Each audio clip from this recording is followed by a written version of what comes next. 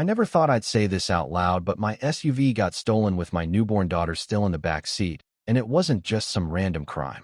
It was the son of our HOA president, a kid I'd known since he was knee-high, grinning with scraped knees and trouble in his eyes. And the worst part? He said he was just taking it for a test drive. Like stealing a man's car with his sleeping child inside was a casual joyride. I swear, the only reason I didn't knock him flat right then and there was because I was too busy chasing after my daughter's screams. Let me back up a bit. Our neighborhood used to feel like a lullaby, mornings with dew on the grass, the hum of sprinklers, the quiet joy of watching my wife paint a nursery yellow while we waited for Lily to arrive. But then Margot Bell took over the HOA, and everything changed. She ran that association like a petty dictatorship with bylaws as her weapons and a clipboard like a sword. You think I'm exaggerating? She once fined our neighbor for having lawn chairs visibly unmatched. Her exact words. And her son Tylery was the local daredevil, the kind of kid who'd skateboard off rooftops and then look surprised when someone told him to stop. But Margot didn't discipline him.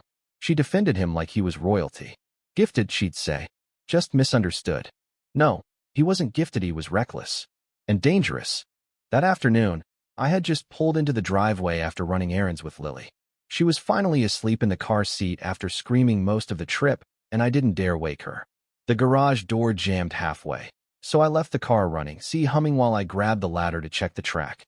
And that's when Tyler showed up, pedaling down the street on his beat-up BMX like some punk sent by fate to ruin my week. "Trouble with the door, Mr. Raines?" he asked, smirking like he already knew the answer. I should have told him to buzz off. But the heat, the exhaustion, the sleeping baby, I wasn't thinking straight. I told him, sure, hold the ladder. That's all. Just hold the ladder. And while I was crouched down fiddling with a bent piece of metal, the garage door slammed fast, loud, bone-snapping. My left hand was pinned under the edge, crushed between the concrete and the steel. I screamed. Loud. But Tyler didn't flinch. He didn't help. He didn't call 911. He just looked at the key fob that had fallen from my hand, picked it up, and bolted. I shouted after him, "Tyler, what the hell are you doing?" But he was already sliding into the driver's seat.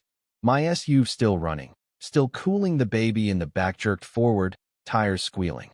I ran. I yanked my hand free. I didn't even feel the pain, just terror.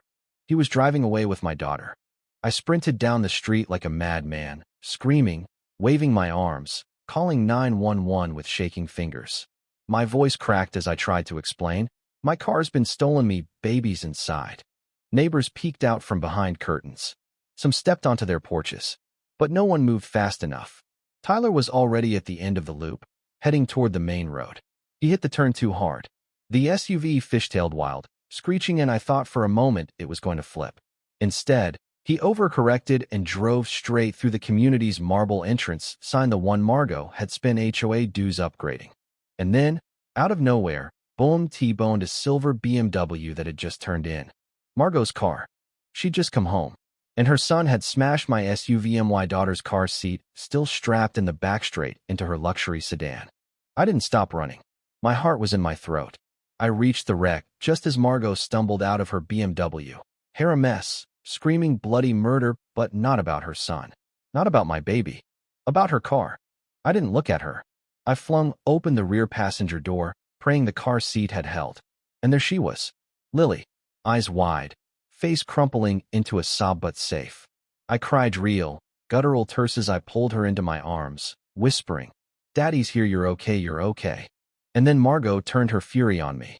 "You did this," she screamed. "You set my son up. You wanted to destroy me." I couldn't believe it. My baby had nearly died, and this woman was accusing me of conspiracy. Cops arrived moments later, lights flashing, sirens screaming down our quiet street. And Margot? She stormed toward me like she was going to hit me herself. The officer, poor guy, couldn't have been more than 23, stepped out to calm her down, and she swung. She actually struck him in the face. Big mistake.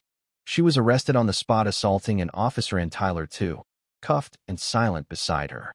For a brief moment, I thought it was over. Justice, right? But no, not in Margot's world.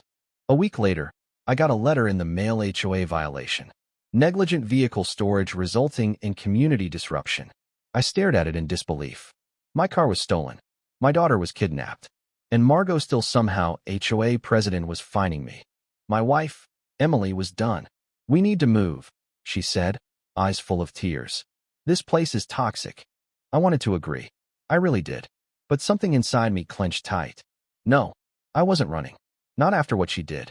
She didn't get to win like that. So I started digging. I went to neighbors, one by one, and found out what I should have known all along. Margot had been bleeding the HOA dry for years, funneling landscaping contracts to companies that didn't exist, approving emergency maintenance jobs that no one ever saw get done. Her cousin ran one of the companies, her brother-in-law another. It got worse. Jake, a buddy of mine from a past job, now a private investigator, offered to help. Within days, he traced a warehouse unit 9C over in the industrial district leased by a shell company funded by HOA money. Surveillance showed Tyler unloading flat screens, tablets, even gaming consoles from unmarked vans. Stolen goods. They were running a fence operation, right under our noses, right in our neighborhood. I knew I had to get proof real, tangible, irrefutable. So one afternoon, I followed Tyler when he left the house in Margot's second SUV. He pulled up to the warehouse, opened the gate, and went inside. And I followed quiet, careful. What I saw stopped me cold. Dozens of boxes stacked high, labels from top electronics brands. A makeshift desk in the corner, with a ledger open lists of items, dates, codes. I took photos. All of it. And then Tyler caught me. He froze. I froze. His voice cracked. "What are you doing here?" "Looking at what your mom's been hiding," I said. He backed up, nervous, but not denying it. "She told me it was just deliveries," he said, "for her business." "Tyler," I said, lowering my voice, "this is stolen merchandise. You could go to jail, unless you help stop this now." And right then, my burner phone buzzed. A text from Jake. "Margot's coming. Now." Tyler panicked.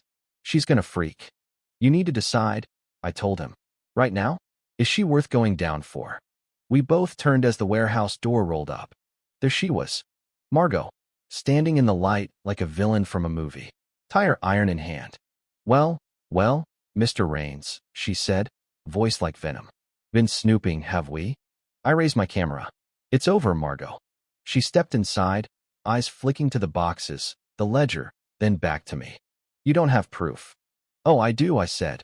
"And soon, so will the police." She lunged. The tire iron whistled past my face and slammed into a stack of TVs. Tyler yelled, "Mom, stop." But she didn't. She raised the iron again until the sound of sirens cut through the warehouse like a blade. Margot froze. Cops poured in, weapons drawn. She dropped the iron. "It was her," he said. "She made me do it. I have messages. My phone, it's all there." And just like that, it was over. They cuffed Margot and walked her out. No more excuses. No more clipboard. Just a bitter woman with a shattered legacy. The charges? Embezzlement, theft, money laundering, assault. And her precious HOA presidency? Gone. Replaced by a new board, headed off all people by old Mr. Halston, the guy she once fined for using the wrong mulch. Justice has a funny way of circling back. Tyler got community service, counseling. He was just a kid. And maybe now, just maybe, he's got a chance to be more than his mother's shadow. As for me, Emily and I stayed. We planted bright wildflowers in the front yard. No one find us. The neighbors actually talk to each other now. The air feels lighter. And every time I hear Lily laugh in her crib, I know we made the right call. We didn't just protect our family. We took back our home. So yeah, how far will a man go to defend his own? As far as he has to. So what do you think? Should he have just moved away, or was he right to stay and fight? Have you ever had to deal with someone like Margot in your neighborhood? Drop your thoughts below. Let's talk justice, neighbors, and where the line really gets drawn. And if you know someone who's ever had HOA trouble, share this with them. They'll get it.